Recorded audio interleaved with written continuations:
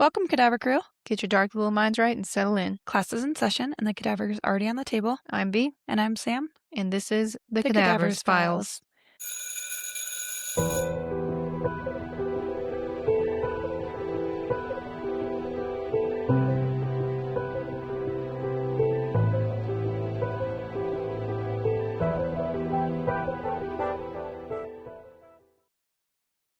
If you couldn't tell, we're jumping right in this week. We have our case file for porphyria, and as we alluded to on Monday, we are talking about King George III and how porphyria seems to have been traveling through this bloodline for quite some time. Yeah, we'll let you decide if you believe it or not, but I think there's strong evidence. I think people are hesitant to say for sure because, one, it's a very distinguished line, and two, there's very little physical evidence. A lot of it is just based off writings, letters from the royal families, and documentation from the physicians, not necessarily actual medical evidence. Yeah. So it's pretty much theories and hearsay. We'll let you decide if you believe that King George III had Porphyria. I was like, what's it called? So, If he was a vampire. yeah, we'll let you decide if he was a vampire. So, King George III was born in 1738 and became king in 1760. 22 years old. Yep, running a whole ass nation. Wild. Yeah. So during his reign, Britain achieved oceanic mastery, defeated Napoleonic France, and expanded the empire to a level similar to a superpower. He got shit done. This was the time, they were in the colonies. They were spread thin across the world, and Britain is small. Yeah. Think about how small it is compared to the rest of the world, and they were essentially a superpower. And their ships were masterful, and they got to sail super fast and explore, and all that. They were on the forefront of everything, and their warfare was beat everybody kind of thing, right? So he was kind of taking that on when he became king and then continued it, but he mostly is known for, during his rule, losing the American Revolution. I mean, you did lose it. Yeah. So out of all his accomplishments and like everything that he did, really he's known for this and his madness. They were all mad, though. Come on. Yeah, no, they're all a little crazy. Yeah. But that's kind of the scene we're at here. Background, while on the throne, he had 5 major episodes of long illnesses where physical abnormalities were associated with mental derangement. So this is where we get into these records of what this looks like. Yeah. According to notes made by the physicians attending to King George III, he suffered from symptoms of abdominal pain, constipation, rashes, confusion, severe weakness of the limbs. They also mentioned that he had dark reddish urine during times that he was displaying mad behavior. It sounds pretty on par. Does it sound on par, though, because we just did an episode on it? Absolutely it does. Like, if you were his physician back in 1776, absolutely not. Yeah, what would you think? I don't know. Also, his royal physicians were not permitted to conduct extensive physical examinations, so they couldn't examine him. It kind of feels like they're like, don't ask, don't tell kind of thing. Like, yeah, don't evaluate, don't know. Yeah.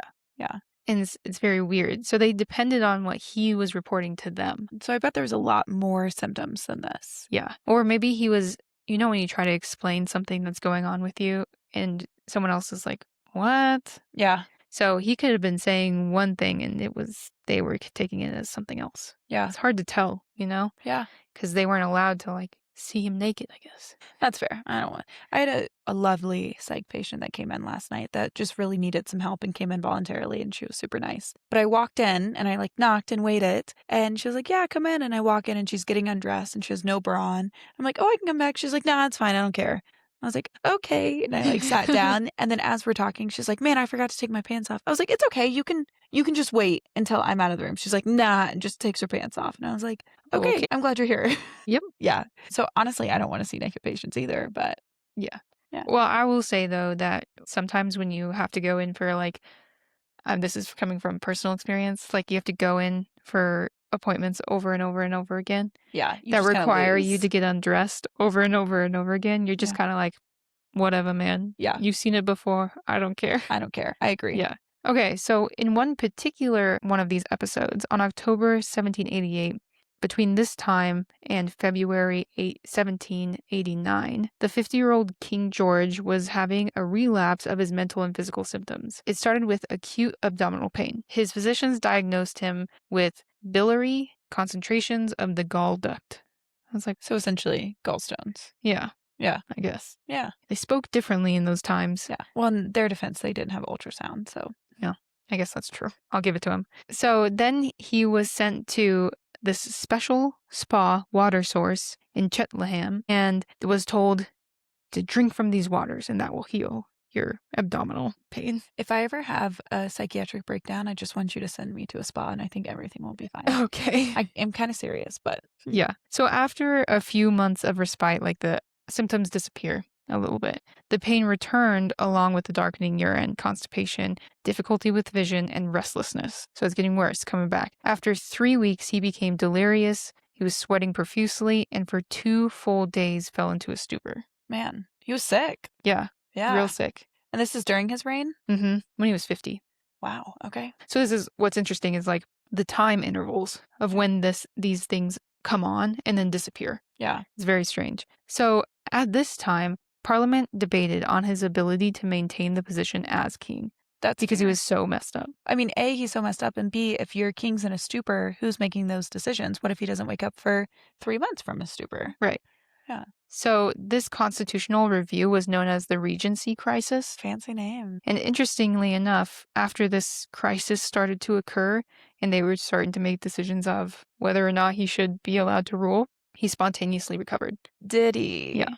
I mean, A, did he is in the sense, did he? Because Did he he really? has the acute intermittent type and he actually did spontaneously recover? Or did he because everyone realized he was about to get thrown off? But why and- would you, what reason, if you're king, do you fake those kinds of physical symptoms? No, I don't think he's faking the physical symptoms. I'm wondering if people are documenting that he's doing better and then he only comes out to the public eye on his good days. Yeah. That's what I'm questioning. All his symptoms seemingly vanished in time for this, right? Mhm. But they reoccurred in 1801, 1804, and then again in 1810. So that's pretty frequent. Yeah. I mean, every 4 to 5 years, kind of. It was so bad then at the 1810 point that the Prince of Wales became regent. Probably for the better. He's also getting old by that point. Yeah. His behavior and health were thought to have significant impact on Britain's loss in the American Revolution. They can't just be a good loser. Good They're sport. They can't just be a good sport. They got to be sore losers. Blame it on their king being sick. I mean, it would make a huge difference, but we're going to win anyways. America. Anyways, he survived until he was 81 and then died in 1820. Do they think from complications of this, like another flare? Or, I mean, he's pretty old at that point for the 1800s. Yeah. Yeah. Could have just been anything. Yeah. So where does the controversy come in here? Before porphyria came into the picture as a real diagnosis, right? Retroactive diagnosis of King George III included some other options here. In 1855, only 35 years after his death, he was believed to have acute mania. Yeah. Yeah. But then they're ignoring all of his physical symptoms. Yes. Right. And then in 1941, it was suggested that he might have had manic depressive psychosis. Still ignoring physical symptoms. And the urine. The urine is a big kicker here. I guess you could say that they don't know for sure if he had those physical symptoms because he was just reporting them. Yeah. Yeah. It just comes down to, do you believe the person that you trust to be in charge of your country? Yeah. Yeah. Could be hit or miss. Agreed. So then Doctors Ida McAlpine and Richard Hunter, a mother and son duo team, dynamic duo, proposed that King George might have had acute porphyria. They published their findings and theories in the British Medical Journal in 1966 and later wrote a book with detailed accounts of King George's illness. And it's hard because, like, I agree on the retrospective study, but it's all retrospective. And like you said, it's all reported. Yep. And how good was documentation on this? So yeah, it's really tough. So a follow-up study done by them reviewed the ancestors, descendants, and collective relatives, and they shift the diagnosis from acute porphyria to variegate porphyria. That is still a known type of porphyria. Yes. Yes. But it's slightly different Yeah, they're all slightly in different. the like repetitive nature and acute onset versus having it and then just having attacks. Yeah. Yeah, so it's slightly different. In a cache of letters from Princess Charlotte, who was a descendant of George III, these letters described many of the symptoms that included abdominal pain, lameness, and passage of red urine. So this is where they're getting a lot of their information, is all of these communications. And then, I mean, in their defense, that is considered a primary source text, right, right? that's what we learned anyway. Yeah. Yeah. These symptoms were also recorded in Charlotte's mother and her daughter. And it makes sense. We know that there's an Genetic inheritance component, pattern to right. this. Yeah. The probable source of this part of the family line's genetic pass down would have been Queen Victoria, whose father was Edward, Duke of Kent, who was the son of King George III. So that's how they're tracing it up, right? Mm-hmm. It was also recently disclosed that Prince William of Gloucester, a direct descendant of Queen Victoria, was diagnosed with this type of porphyria independently of this study Mm-hmm. in 1968. So, I mean, it makes sense. We do have a true diagnosis since we've been able to understand what this is. And we do know that there can be a genetic Right. inheritance to this. Yeah. From this mapping and the identification of multiple other individuals within the British royal line experiencing similar symptoms, they trace them all back, and it all traces back to Mary, Queen of Scots, who was executed in 1597. Off with her head. Off with her head. Me too. Yeah. So That's so long to trace this back, but also understand that the royal family probably does have the best documentation of these things. And that's what I saw a lot of different articles that were then talking about the validity of this claim and if there's actual evidence to support that. And their book also has evidence like correspondence. They dive deep into the physician notes that were kept around. And it does say they did have access to the royal artifacts. Like they were given permission to go ahead and look at that. And that's where they're getting a lot of their information in these letters and documentation of who's experiencing what and at what time intervals and like all of that. So I do feel like there's a pretty good historical basis for this. Yeah. Yeah. And also, let's talk about how all of this review and historical documentation and all of these things was performed by two doctors. So there's also credibility in who is reviewing all of this. Yeah. And I will say it's interesting because most of the doctors and providers that are looking back and doing these retroactive diagnosis for King George III specifically, they're all psychiatrists and psychologists because the number one thing that comes out of his story is the madness aspect. And I know I put it in here, but I might have skipped over it. One of the ways that they were treating him and the physicians were treating him for the madness portion of it was they were putting him in a straitjacket. Well, that definitely made things better. So I just thought that was kind of interesting because I wonder if it was the kind of thing where he was like, oh, I'm getting crazy. I'm getting amped. Like, put me in. Yeah. Kind of like back to werewolf. Yeah. You know, like transition, turning, lock me down kind of thing. Put me away so I don't hurt anybody. I agree. Maybe that was kind of the thing. I don't really think that physicians would have had permission to put a king in a straitjacket unless he said, put me in a straitjacket. I agree. You know? I agree 100%. So I'm kind of wondering if he knew he could feel like the triggers. Yeah. And he was like, it's time. Yeah. Yeah. Yeah. So on the other side of the aisle here, many specialists and other physicians disagree completely with this theory. Fake news. However, this story was published so well and so often that it's become the story of King George III. Everybody kind of believes that he has this diagnosis because these doctors went and published so much documentation. Yeah. Which then I'm like, they publish so much documentation. What are you guys publishing? Yeah, exactly. Why do they have so much documentation to publish? Right. Yeah. So the questions that often arise in the hole in the story, right, are there is no information on any initiating factors. You don't need it. There's gene mutations all the time with no explanation. Right. So I guess maybe they're looking for something that triggered the reactions, and we can't find that for sure. Yeah. Right. And then the other question is, why was it so persistent? And then the severity was so different. Like sometimes it would be bad, sometimes it wouldn't be bad. Well, I think A, now we know we have an acute intermittent type. B, we know that there's a lot of different triggers, but one of which is drinking alcohol. And Mhm. let's think about the royal family, especially at this time, has all the access to alcohol that they want. I mean, this is such an assumption, but like, was he going on bingers? It could be something as Easy easy as as that. that. Yeah. Yeah. Also, why did the attacks start so late in life? But we also know there's so many different types. Yeah. Also, did he, once again, I'm on the alcohol, sorry guys, but did he have liver damage by that point because of excessive drinking? I have no idea. I've never Yeah, looked into this guy. I have no idea. But that's when everything started building up. I don't maybe. know. Yeah. So it could be the possibility of the exposure to environmental factors, including lead and mercury as well, because Mm, that was everywhere, yeah. always being used, or even arsenic. There were high levels of arsenic found in an analysis of his hair later in 2010. So they dug him up. Why are we digging people up? Oh, we got to know the answers. We have to know. Yeah. Yeah. And so dug him up and tested his hair, and there were very high levels of arsenic in his hair. So could Interesting. that have been maybe a prolonged exposure Yeah. to arsenic? I don't know what kind of symptoms that would cause over time. Yeah. But maybe it could have either triggered the vampire syndrome, or it could have just been exposure to arsenic was causing all the abdominal pain and, Yeah. madness, all that kind of stuff. So it's very interesting. Could go a lot of different ways. It's just so hard to tell. It is.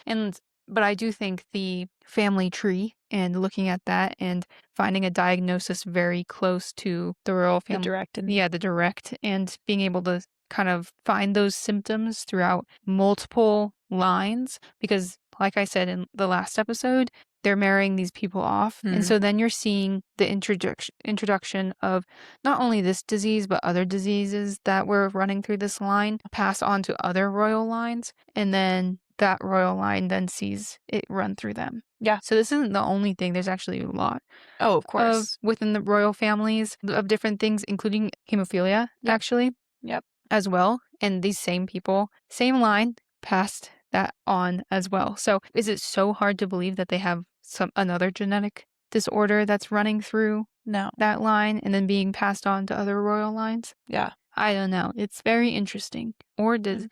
is everybody just sick because it's old This, timey yeah. and 1800s. yeah, And everybody's yeah, even back to the 1500s, like everybody's just sick all the time because they're not eating healthy and there's just disease everywhere. And then they're also just depressed, passing on mental health traits. yeah. I don't know. Like it's tough. Yeah. And there's a lot of pressure on them in these situations. Like, I let's mean, not yeah, talk but about just stressors. I mean, you can become in charge of a whole country at the age of like 16 Yeah. Yeah. or younger. I don't know. I do think like we have a confirmed diagnosis in the royal line with significant symptoms. I believe it, but do I believe it because that's the way this case study was presented and because we just did this episode? Like, sure. But also the evidence is there. Yeah. Yeah. It would be interesting to read a lot more of the primary documentation to see it for yourself and see in old timey English how they were describing dark urine. Yeah. What words were they actually? Because that's the other thing is like the language has changed so much. So are you taking what they said out of context, or is that reliable in the translation of, what we're seeing? I don't know. It's very interesting. History is interesting. It is. It Yeah. is. All right. We'll leave there for today. Yeah, so that's King George III. You decide, vampire or not. Or not. Any way you want to support us, you can now find in our link tree. Link it up in the tree. So, in our show notes, you can find our references and our link tree, which will have access to all of our social media, our Amazon storefront, our Buy Me a Coffee. And then you can also find the link tree in all of our social media bios. Please continue to listen, review, leave comments. The comments are really fun to read, especially when you guys call us out for the ridiculous things that we say. If you have an idea for an episode or a case, you can DM us on social media, especially if it's something that we can talk about on here and share with people. Our next episode is going to be on chest tubes, which is going to be fantastic. Be interesting. Lots of stuff for me to learn, considering I have never placed a chest tube. Me neither. I've watched one be placed, but I have never placed a chest tube. Yeah. Yeah, it'll be fun. So keep coming back. Keep joining us and share. Sure. Sure. Okay, friends. Class is dismissed. Stay safe Stay curious. and don't try this at home. Unless you own a bone saw. Also, if you have brown purple urine, you should probably go see your doctor. Yeah, please. Or Please. drink some water. You can try that first, but you should also go see your doctor. Yeah. Bye, guys. Bye.